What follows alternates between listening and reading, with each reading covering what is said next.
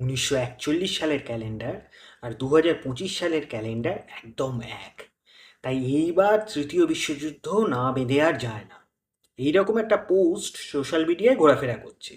শুধু সোশ্যাল মিডিয়ায় পোস্ট কেন, অনেকে ভিডিও টিডিও বানিয়ে ফেলেছেন এই মর্মে।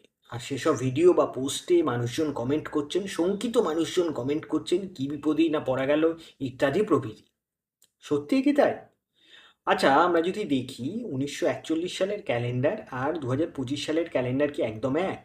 আমরা যদি দেখি 2025 সালের মানে এই বছরের ক্যালেন্ডারে 1 জানুয়ারি পড়েছে বুধবার, এবং সেই অনুযায়ী পরের তারিখগুলো পড়েছে।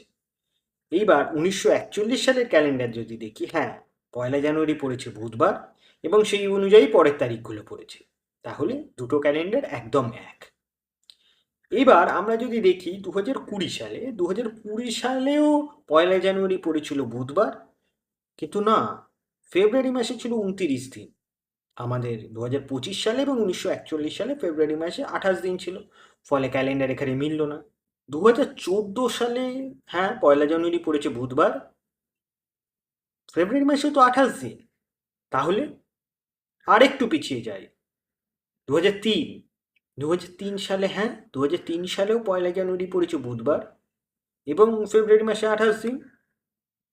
1997 সাল, 1997 সালেও তো 1 জানুয়ারি পড়েছে বুধবার আর ফেব্রুয়ারি মাসেও 28 দিন।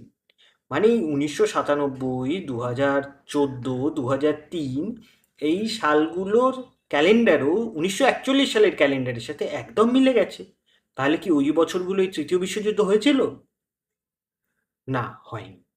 আসলে তৃতীয় বিশ্বযুদ্ধ ক্যালেন্ডারের কারণে হয় না, দ্বিতীয় বিশ্বযুদ্ধও ক্যালেন্ডারের কারণে হয়। যে কোনো বিশ্বযুদ্ধই হয় বা যে কোনো যুদ্ধই হয় রাষ্ট্রনেতা এবং ব্যবসায়ীদের লোভের কারণে। পৃথিবী জুড়ে ব্যবসা, অস্ত্র ব্যবসা ইত্যাদির কারণে বিশ্বযুদ্ধ হয় বা যে কোনো যুদ্ধই হয়।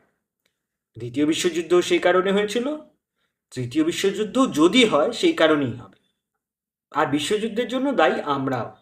আমরা মানে পৃথিবীর সাধারণ মানুষ, যারা ভুল ভাল রাষ্ট্রনেতাদের চুজ করি, ভুল ভাল রাষ্ট্রনেতাদের নির্বাচিত করি, যাতে তারা তাদের নিজেদের স্বার্থে যুদ্ধ লাগিয়ে দিয়ে সাধারণ মানুষের প্রাণহানি ঘটাতে পারে। তাহলে বিশ্বযুদ্ধের জন্য বা কোনো যুদ্ধের জন্যই কিন্তু ক্যালেন্ডার দায়ী নয়। নিষ্প্রাণ ক্যালেন্ডারকে এই জন্য দায়ী করে লাভ নেই। দায়ী হচ্ছে আমি, আপনি, আমাদের অপরিণামদর্শিতা এবং আমাদের দ্বারা নির্বাচিত রাষ্ট্রনেতাদের লোভ।